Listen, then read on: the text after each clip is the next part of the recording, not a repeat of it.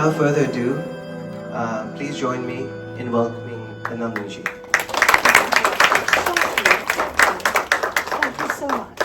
Thank you all. Thank you all for coming. Thank you, Sangeeta, for inviting me. Thank you so much.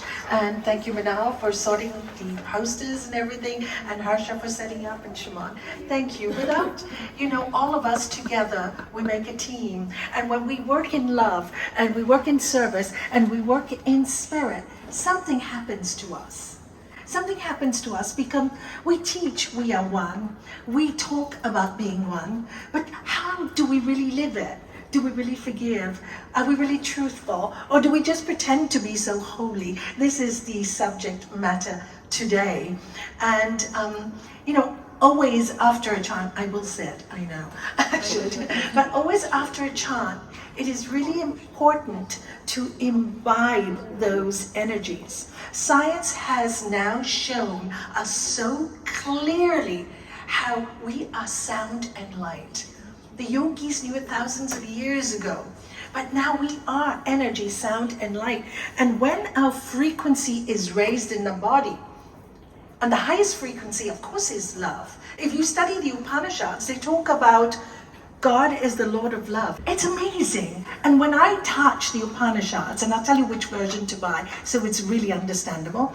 When I touched it, I thought, this is the truth.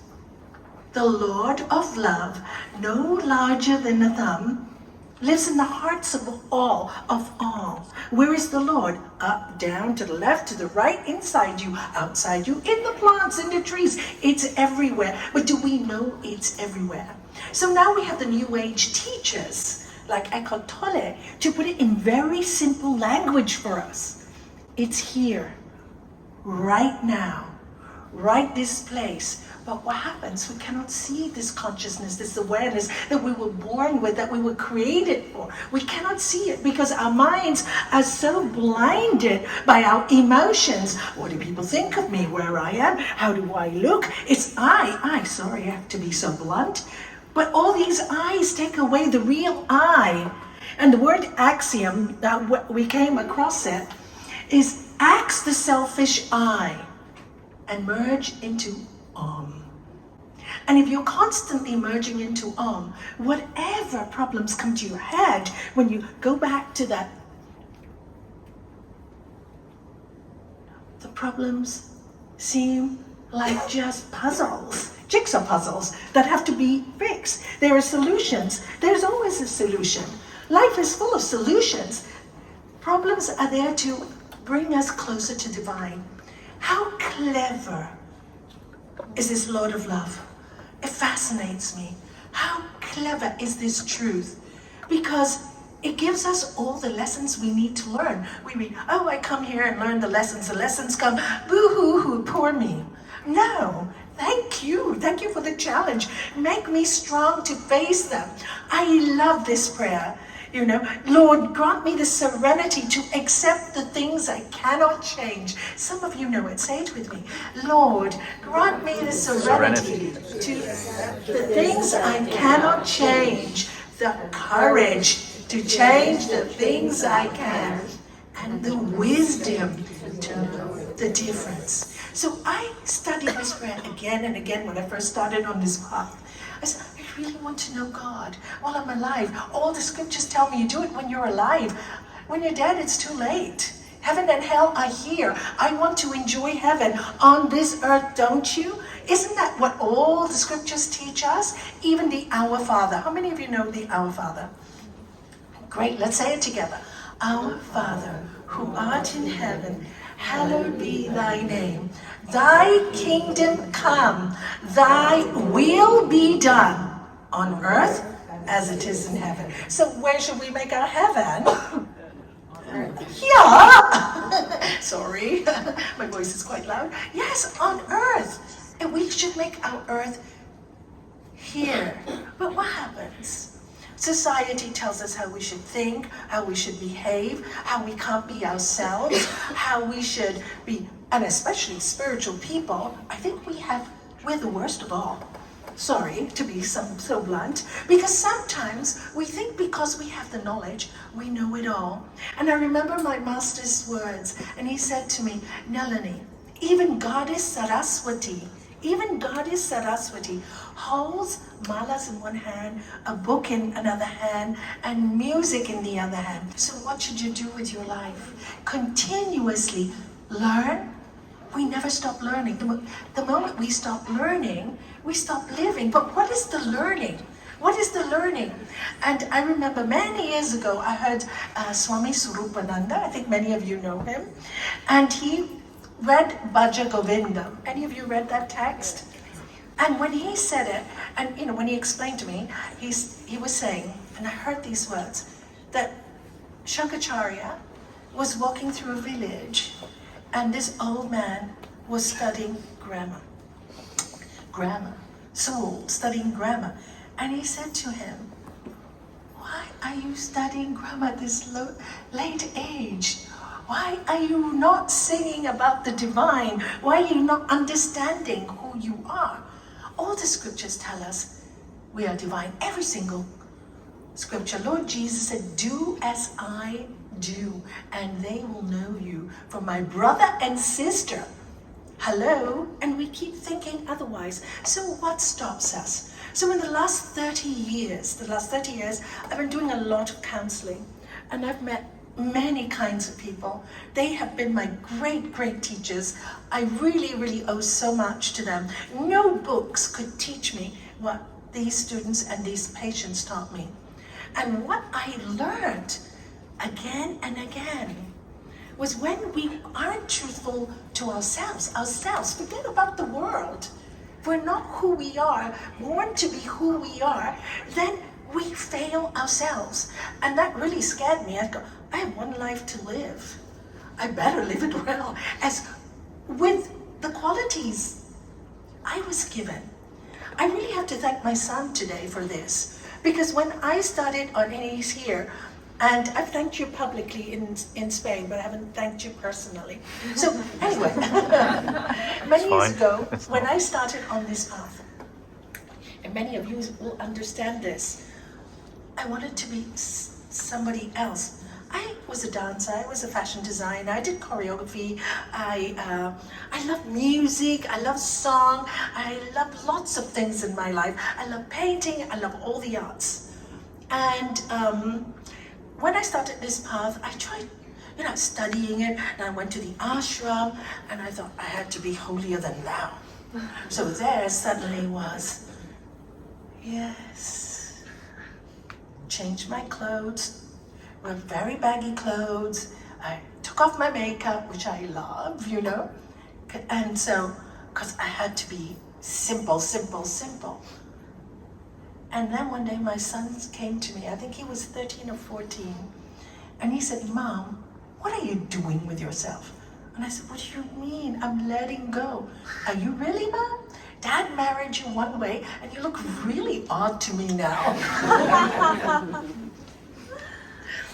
I thought, this is, oh my God. He's absolutely right. I am trying to be something I'm not.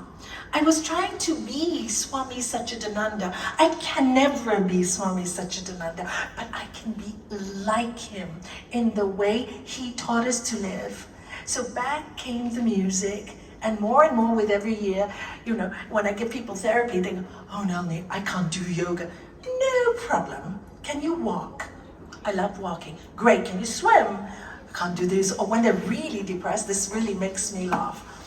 Can't do anything. Really? I'm so sorry, but you did manage to walk from your house to come and see me here in Spain. That's pretty good, don't you think? Yeah, but really, I am so low. Life is so bad. Okay, I said, just sit with me a while. Look in my eyes. Can you smile? No, I got too many problems. So you know what I make them do? And it's really funny. I make them stand up. And this is part of the therapy. Put your arms out and say, I love my life. Can't do it. Don't love it. Okay, try for me. You come all this way. Make me happy. Will it make you happy? Yeah, it'll make me happy if you do it for me. So they go like, love my life. I don't believe it. I said, you don't have to believe it. You have to fake it to believe it in this case, right? Because now we're using your muscles of your face, your body, your energy, the gift. This is our gift, right? Let's use your gift. You can't do it here. Use the body to help you. Okay, use the music to help you. So then after 4 times, he went, I feel stupid. I love my life. And we got it. He laughed. And every time it works. Every time. It takes 4 or 5. Just be patient. As a therapist, I'm very patient. So we sit there, sometimes even for 2 or 3 hours. But the greatest joy for me is when these people discover that God is not about sadness. In the Bhagavad Gita, it says, if you have fear, guilt, or worry, you cannot be connected. You're in a dark place. When my husband passed away 15 years ago, I've been meditating for 20 before then, or more, and I knew I was in such great pain that everything was dark. So my meditation, I couldn't feel the divine. I had no connection. I had nothing. I just had black. And I knew, because of all the counseling I'd done, that this was quite normal. While in pain, you cannot connect. Why? Because the frequency is low. But when acceptance came, and it really is a 6 weeks mark that is so bad, and you just have to accept that. It's so bad, it's so dark. And I'm very blessed to have the support of these 2 here and my daughter, who stood by my side. But it's so black. And then, one day I remember I was in such a dark place, and I said, dear God, I just want the truth. I can't feel you. I can't feel my husband. I can't feel anything. Is it really an afterlife, or is it just all black? I want the truth. So whenever I feel that way, I do 2 things. I have a nice cup of coffee, cheer me up, and I go into a warm bath. And I promise you, my bathroom, I stayed in a small apartment then, you'll remember, you moved me there. And the bathroom doesn't have any windows. And the whole place, like when somebody turned on the spotlight, it was like that for 20 minutes. And I knew that my husband was light. And I knew the door was open, because ask and you shall see. And that's what happened. But I was ready, you see, that's why when the truth is, all of us go through dark periods in our life. Oh, there's nobody that escapes it. I'm sorry, my friends. And spiritual people do, go, because when they practice a long time, then sometimes the practice becomes dull. Because they don't re-inspire themselves. You need to re-inspire yourself. Get some spiritual books. The books that I really recommend are the old great masters, Ramakrishna is great. Ramakrishna and his disciples, Paramahansa Yogananda, Swami Vivekananda, my own master, Swami Satchidananda. Why? Because there is a frequency in these great souls books. And there are many, many more. I love St. Teresa of Avila as well. She touches my soul. She knew all about chakras without even knowing about chakras. If you go to Avila, and I've been 3 times, you will see there's a painting of Cupid hitting her heart, opening the heart chakra. And every time she passed the picture of Lord Jesus in the convent, she would just levitate, because her heart was full of love. Her heart was full of love. And for me, this is the truth. Love heals. When my patients leave and they say, thank me for healing them, I say, I haven't done a thing. You've opened your heart back to love. And how do you open your heart back to love? By being truthful and fill it with compassion. I have had people who've abused other people. And I have had people who've been abused. And when the people that have abused other people come to me, they say, I need to be forgiven. I can't forgive you. You have to forgive yourself first, truthful. The fact that you've come here and feel so bad is wonderful. It's wonderful. You can, if you have the humility to say, I said, no, just say to the universe, help me, help me, help me. And he said, I said that, or she said, I said that, and somebody told me to come to you. I said, why would you come to me? I'm a soul doctor, a spiritual doctor. Because there was some force telling them that the healing was coming from a higher force. Not me, we're just instruments, all of us, which is so exciting. Because when you discover that wonderful energy within you, you really don't want anything else in life.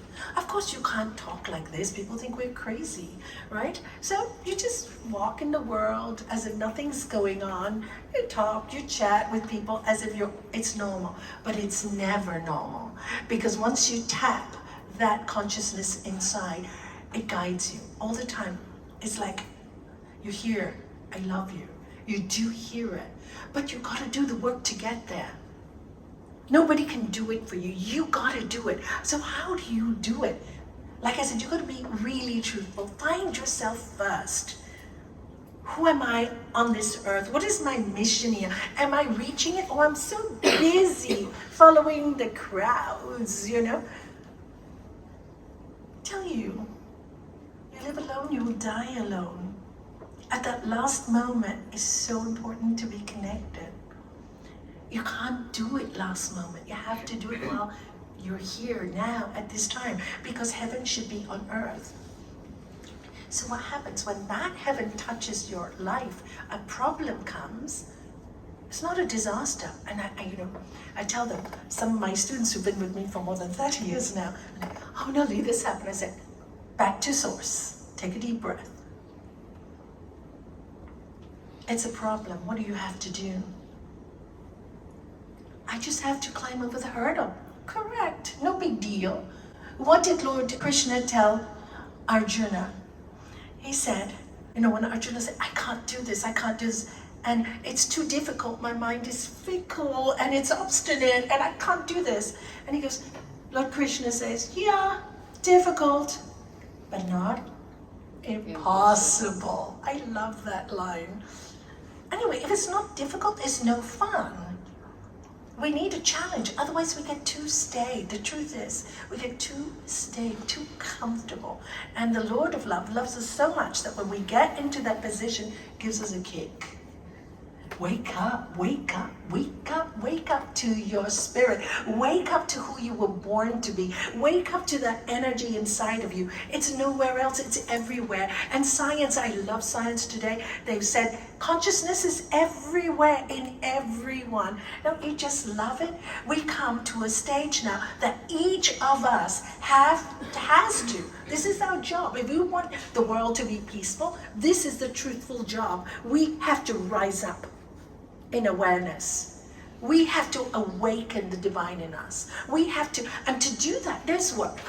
It's not that simple, it's work. But if you tell yourself it's simple, it'll be simple. It'll be simple. There were two great Indian saints. One of them would say, oh Lord, it's so hard to reach you. And the one that I remember is Ramakrishna, because I love his works. He goes, Lord, it's so easy to reach you. So where is the Lord? Where do you feel the love? Where do you feel the love? Where? When you're in love, how do you feel? Where is it? In your heart chakra. Heart chakra. So when we are not in love, when we're in anger, when we're in fear, when we're in pain, when we're in depression, we lose it. People go, why have I lost the connection? Okay, so let's lift ourselves up. Bhagavad Gita, you are your best friend and you are your worst enemy. Remember that clearly.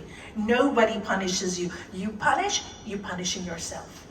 If somebody is horrible to you, you can say, thank you. That's what I do now. I get constantly attacked because I'm a bit of a rebel yogi. So I go, thank you, I appreciate that. I do. Because if they didn't tell me that, how would I be confident that I can just let it go? We need tests to grow, don't we? It's very easy to say, I can do it, I'm peaceful. Something comes along and boom, gone. No, we don't deserve that, none of us, and this is the truth. But how do you say the truth without hurting people?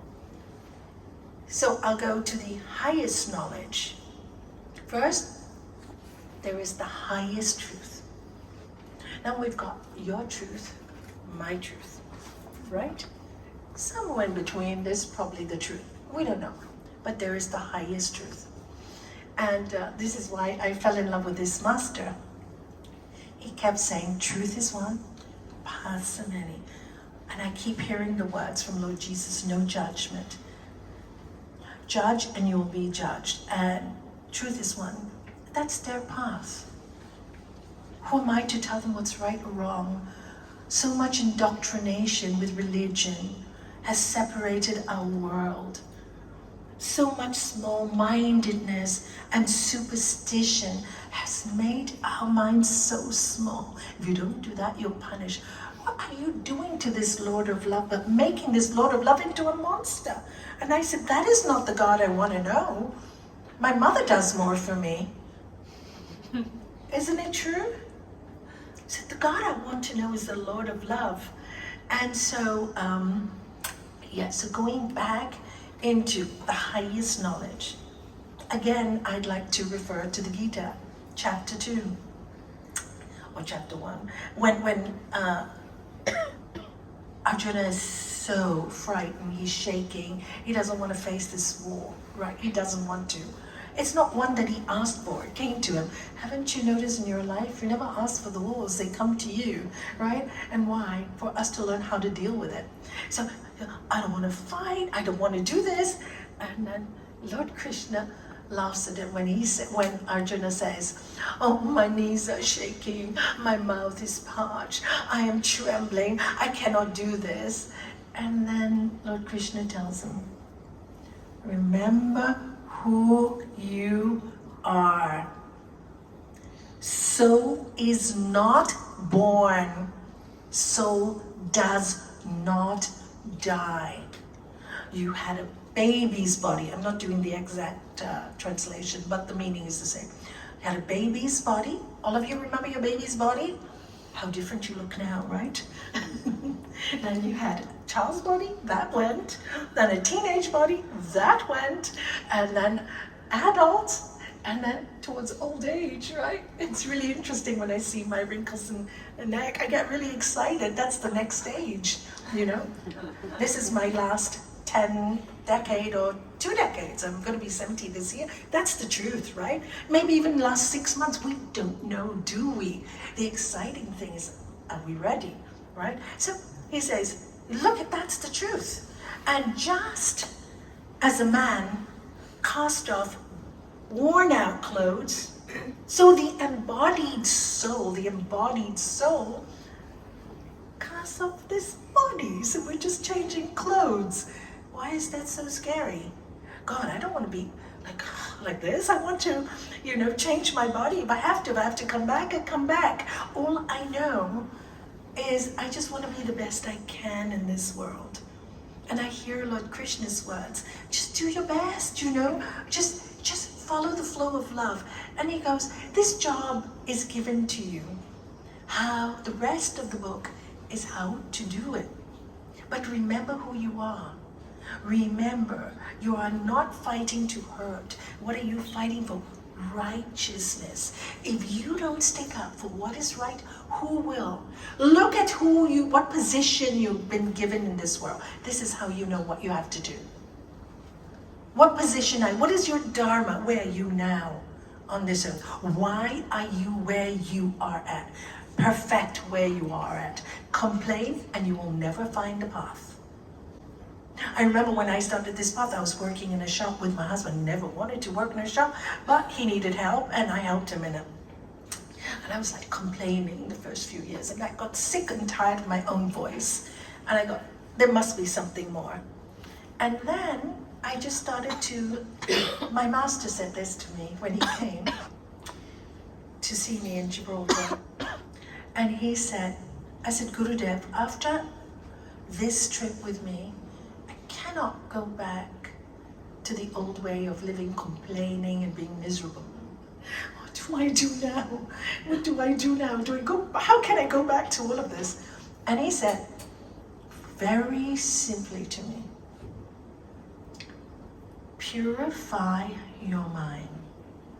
Stop complaining. Be happy where you are now.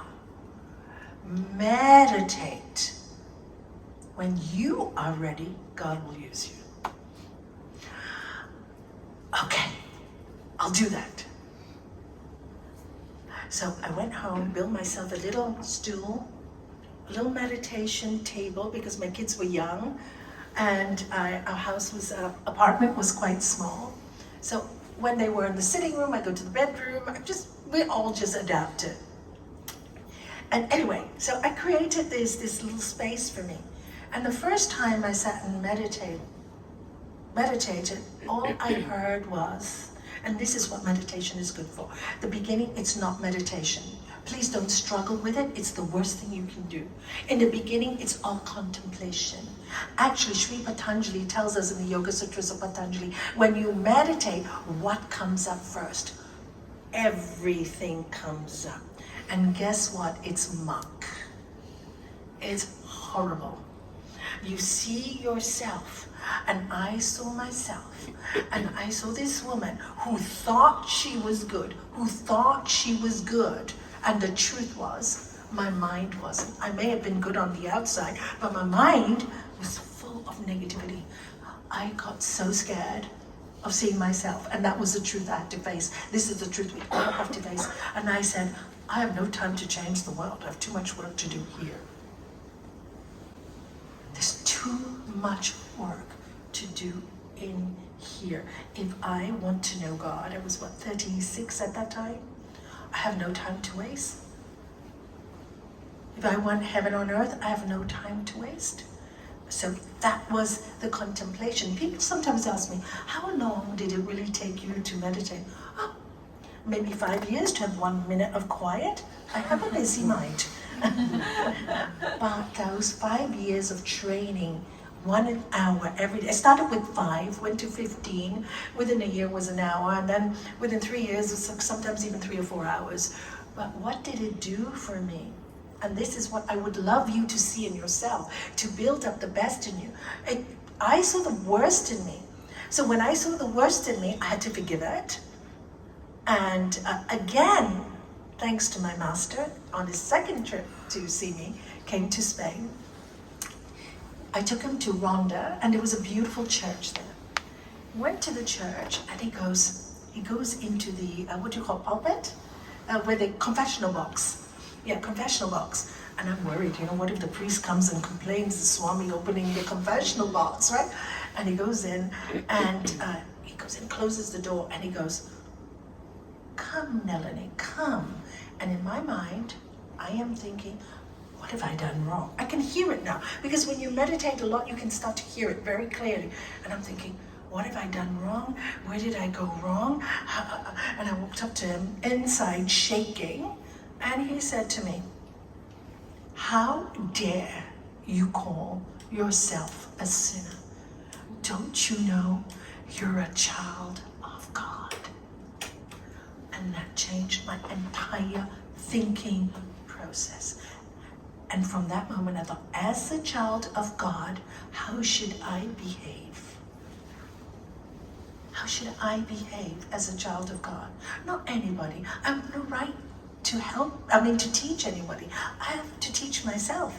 So that's when I touched the yamas and niyamas, the 8 limbs of yoga. Anybody knows the 8 limbs of yoga in this room? Isn't it just the most amazing teaching in the world? And if you don't, please take Raj Yoga, because it gave me a map. Because otherwise the mind is everywhere. The first two such as 2 and 3. Yogas, chitta, vritti, naroda, tada, drastu, swarupe, vastanam. What does it say? The restraint of the modifications of the mind stuff is yoga, and then the seer abides in its own true nature. In other words, what's stopping us from connecting with our highest one? All these crazy thoughts.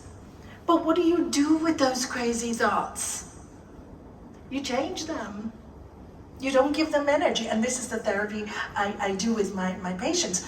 Okay, I know, write all your crazy thoughts down. Done. Happy? Happy. Now let's think of your good thoughts. So then we write all the good things that they have done in their life. I said, now, next step. You've given me all the bad, let's burn it, throw it in the bin, and I want you for the next month, or 6 months, or 8 months, or whatever it takes, to focus on the good. Every time the negative comes up, practice the good. So, but Nalanie, how do I practice it? Okay, let's start with the first one. You're quite selfish, you're always talking about, that's the truth I tell them. It's all about you, I this, I that, I this, I that, I, my master used to say, and so many I's and you'll burn. So I said, okay, let's learn to say you or we. So I said, when you go home, if it's a man, I'll say, go home and buy your wife a rose and make her a meal for a change. Don't let her do all the work. Wake up, you're a child of God, you should help them too. All the time. And if it's a woman, I'll tell them to basically do the same. And then when they come the next session, I go, do something lovely for someone. It makes you feel good. And so when they come, I know, gave my wife a rose suddenly, she burst out crying. How did it make you feel? Forget about her. You gave her happiness. How did you feel? I felt great. That's medicine, service. Master Shivananda. Serve, love, give, meditate, purify, realize, do good, be kind, be compassionate. Do it now. D-I-N, he said. Do it now. You may not be alive tomorrow. So do it now. So these are all the gems of wisdom that teach us the truth. Anyway, study the 8 limbs of yoga. Sri Patanjali says, how do you do it again? How do you work? It's a lifetime of work, guys. It doesn't happen in a day. And every year you just get closer and closer and closer, and more layers come on. We're human. Remember, we are human. Lord Jesus said, know that you are in this world, but not of this world. We don't belong here. We're just travelers. Really, we don't. We get so attached, and this is why Sri Patanjali says, in order to get into this path, which is a razor's edge, you need to practice daily these thoughts and have non-attachment. Let go. Let go. Is anything yours anyway? Nothing. My husband passed. Nothing. He could take nothing. So I gave everything away immediately, thanks to these guys. Took all the clothes. Take it to the charity for me. They did so much. Mom, don't you want anything? No, I just want to keep 2 or 3 things. And the rest give away. He would have wanted that. All the rest is attachment. What? What for? Nothing is mine. So share everything. And how many people enjoyed his stuff? It was really nice to see. So anyway, nothing is ours, and that's the truth. We are spirit, we are soul. We know that. You know that, don't you? You all know that. Your energy, let's say you don't believe in spirit or soul or afterlife, still energy. What came into this body, the baby's body? Prana, right? Energy. What leaves the body? Seen a dead body? The person's no longer there. They're gone. Bless them, they're flying. They're gone, and that's what's going to happen to each and every one of us. That's the highest truth. And then to live the earthly truth, because we live in a world filled with so many dogmas, we don't know which way to turn.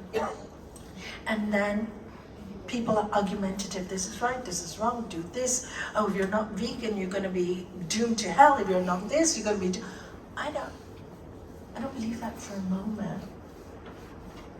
I don't believe the Lord of Love would do that to us. Not for a moment. We do it to ourselves. Each and every, and we do it to people. But we still live on this earth, so we have to, as human, make certain decisions. This is wrong, this is right. Where to patch up, make peace, where to let go. Again, Sri Patanjali, in his 4 locks and keys, tells us how to behave. But let me do the yamas and niyamas first, because otherwise we'd be here like 10 hours, So anyway, Sri Patanjali tells us of the 8 limbs of yoga. He says, by practicing the 8 limbs of yoga, the impurities, where are the impurities? where, tell me, your thoughts, yeah, will dwindle away.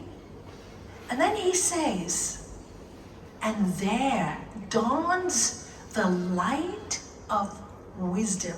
Dawns. From where? From you. It dawns. So where is the wisdom? Within you. Each and every one of us. Isn't that exciting? I thought that was so exciting when I read that.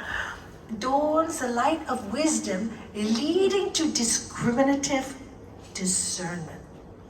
What does discriminative discernment mean? Clear mind. Thank you. Absolutely. A clear mind to make the right decisions at the right time, at the right place. And that's how truth should be spoken. But I find that people don't ever like to tell the truth. I mean, I've done so many consultations with husbands and wives and couples. And, you know, when I talk to them and I go, okay, what is the problem? They're pointing each other like that. Sit down. Okay, what is the problem? I'll give you an example because this couple allowed me to give this story. So there was this couple, been together 4 years, very famous. She's extremely spiritual, well known all over the world. I was quite touched that they'd come to see me. But they were always arguing. So I sit down as soon as I said, you know all the spiritual stuff, right? You give talks, etc. But tell me, I said, why are you always arguing if you know this stuff? It doesn't make sense. It doesn't, you know, everything you say on the radio and you're arguing. So we've been to many therapists. Okay, so what have you learned? We're still in the same position after 4 years. So I said, okay, so where is the problem? And then the partner goes, I believe she's using me. Then she said, no, I'm not using you, but she's always at his case trying to control his life. He does all the websites for her, he advertises for her, but whenever he wants to do his hobby, not allowed. He's not allowed. She's allowed to go to the gym, but he can't do what he likes. So he's telling me all this. So I stopped and I said, okay, let's have a quiet moment. He's asked you, do you love him? Or are you using him? She was so shocked. She said, you're very truthful, aren't you? I said, yeah, sorry, you come to me. No judgment. I said, I'm just trying to help you see. Just help to see. I'm not judging you. Well, I guess I'm using him. And he said, I just wanted you to admit that. But I love him too. But they got the message. Anyway, their relationship didn't last long. Best for both of them, actually, because to live in hell, to argue like that for 4 years is hell. No matter how spiritual you are, when you're screaming and shouting at each other, I call that hell on earth, don't you? You know, in our home, as you know, all the children or the grandchildren know, nobody's allowed to argue. If you disagree, you talk. And I'm very happy to say that I've lived in this house for now 12 years and nobody's argued. In fact, we had a very famous teacher once come and teach in my hall, and he started swearing. I wasn't taking the course, I was with my grandchildren to look after them while my kids could take the course, my daughter and her husband. And all my students come reporting, swearing, Nalanie, your walls in your house don't like it. It made me laugh, you know, it was so funny. So when he came out this thing, he said, please don't swear here, because the walls in my house don't like it. Oh, I don't mean I don't know. I know, but in your house, I'll respect what you do, the truth. So in my house, I don't like swearing. Is that okay with you? If you're not happy, I'm sorry, these are my rules. He's really famous, this guy. He said, you're judging me. No. Again, truthfulness. I'm not judging you. I'm telling you, these are the rules in this house for everyone. And he couldn't believe it because he's so well known that he thought, how dare she tell me? So anyway, he had to do the course for 2 days. After 2 days, he said to me, and I said, sorry, I was, so honest with you, but I have to be truthful to myself. And he said to me, Nalanie, you're the first person who's been honest to me. Will you invite me again? I said, no. I said, I really like you, but no, we're very different, Because what he was teaching was a little bit like spirituality was all about money and fame, and you got to swear your way to get the fame. It's not my way of teaching. Sorry, it's your way, I accept it. You're very famous, God bless you, on TV shows. Really, I'm happy for you, but it's not me. It's not me, I have to be me. And if people call me a fuddy-duddy, I'm a fuddy-duddy. If they think I'm a wild yogi, then I'm a wild yogi. It's up to them, but I know who I am. And this is what I'm trying to get you to see. Because if you don't live your truth in a beautiful way, how do you live in a beautiful way? Follow the yamas and the niyamas, the 8 limbs of yoga, the first 2, even the first 1 yama. If you follow that, your life will change, because that's the roadmap. So the first yama, it's like 5 commandments there, is non-violence. Ahimsa, Gandhi did that. Non-violence. Second one, which we're talking about today, really, but they all mold into one, is satya, which is truthfulness.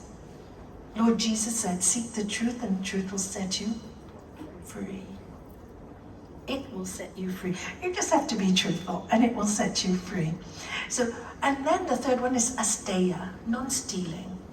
And non-stealing just doesn't mean stealing things. It means stealing people's time. For me, it meant stealing people's time. Because, when you're negative, you steal their time. You steal their energy. And Master Shivananda used to say, if you're negative, why don't you just close yourself in a room? And then when you finished with being negative, then show your face to the world. And that's how I had to train myself. I literally, and the first few times I got angry, so instead of shouting it out, it's a training, right? You train your body, you train your mind. I used to go into my bedroom, take a pillow, get all the anger out, done. After 6 months of doing this, I said, poor pillow. Didn't need to do it. I could just, it worked itself out. It did it for me. The practice did it for me. Do you see? It does. Gurudev was right. Stop complaining. See where you are. Purify the moment. Purify the mind. When you are ready, God will do it for you. St. Francis saying, right? St. Francis? Make me an instrument of your peace. And my master said, no, we are all instruments of peace. Where there is darkness, let me bring light. Where there's hatred, let me bring love. So this is like the yamas, right? So asteya is non-stealing. And for me, today people steal too much energy by being negative. Negative. It's all about I. If you notice when you are most miserable, is when you want something and you can't get it. You want your weight and you can't get it. Or you don't have it. Then you want to fight for it. That's when you're most miserable. Notice. That's what I notice. So I don't want this anymore. I want this anymore. I prefer my peace. So ask yourself, what do you prefer? What do you prefer? Peace or pain? Make it clear. Say it loud. Peace. Yeah. You know the song, say it loud. Say it clear. Say it in your living years. It's too late when you die to admit you don't see eye to eye. Do you know that song's a beautiful song? It's too late. Now is the time. But say it, yeah? Anyway, so that's asteya. And then we go to the next one, which is brahmacharya, which is most of the time translated as celibacy or continence. For me, the word continence makes more sense, or to hold back the lust. Because, let's face it, what is the biggest problem that I see today is adultery. Adultery has broken up so many homes, and the dishonesty, disloyalty, and all that. Okay, it's the biggest problem I see in today's world. So, hold back, resist temptation, right? Lord Jesus said, our Father, and lead us not into temptation, but deliver us from evil. Well, if you turn evil around, it is live, right? Turn the letters around. So that we can live well. Okay? So I like to translate it as moderation. Moderation. I've seen so many couples in my life, too much, there's a problem. Too little, there's a problem. And it's quite funny. People ask me, what is too much or what is too little? I said, depends on your sex drive, not mine. Some people have more, some people have less. You need to combine and make sure what is good for you. You have to know this. Moderation is yours to know, not mine. You know, I say in sports, what do? Footballers and sports people, they tell them the week before, try not to indulge in too much sexual relationships because it takes away the prana, the energy. That's all. And now everybody goes, oh, sex is evil, it's bad. How would we be here about parents and their sex?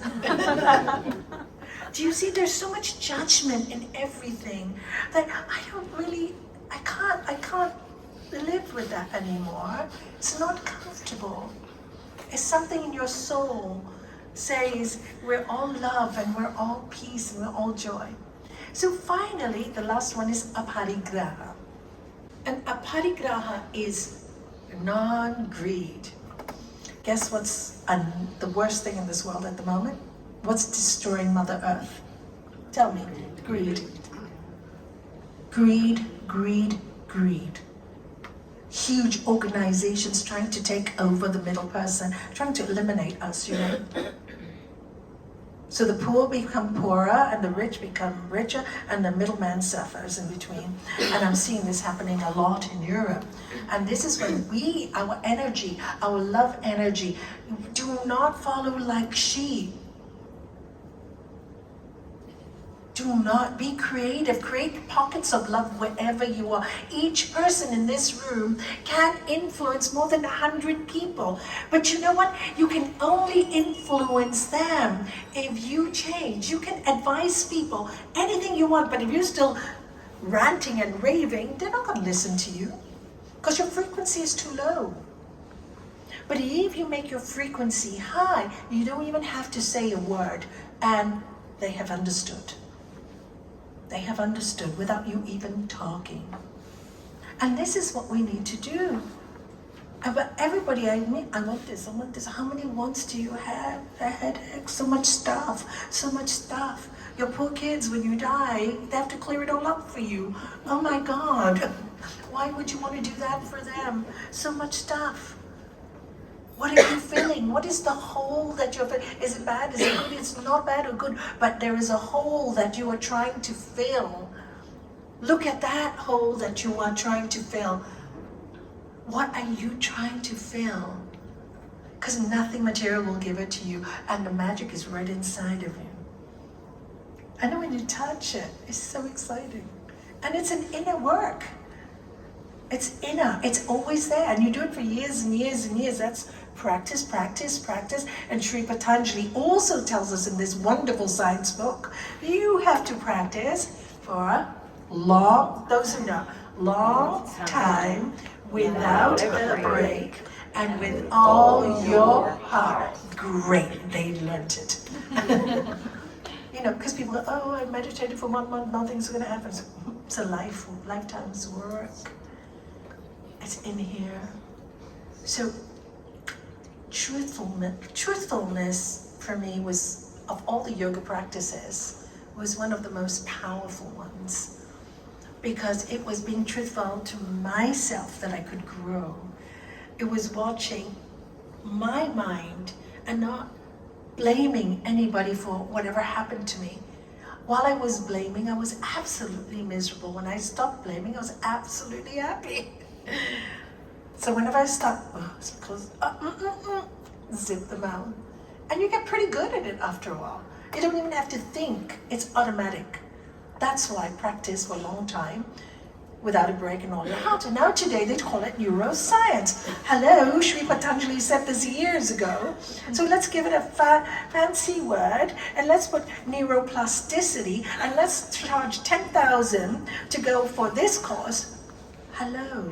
He said it, what are you doing? It's not commercial. You cannot find it there. You have to find it here. Take the knowledge is brilliant. But what is the end game? Are you searching for fame? Are you searching for fortune? Fortune will come to you anyway when you do this.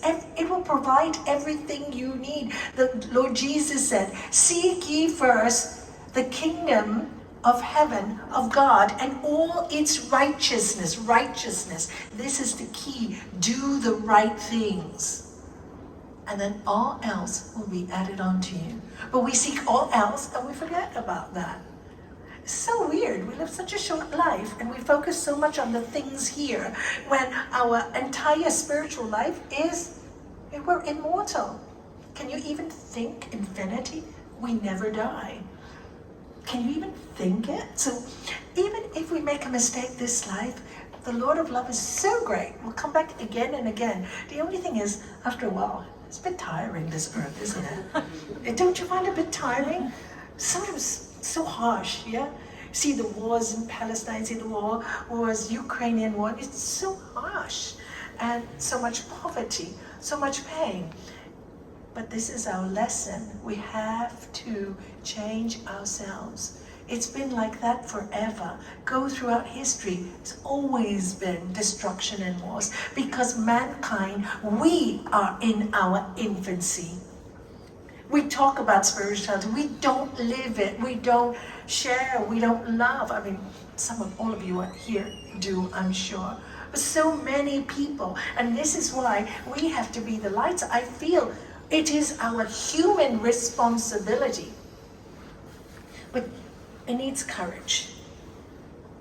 It needs courage. You need to be strong. You need to stand up for who you are. And if somebody is constantly bringing you down, you need to say, stop it.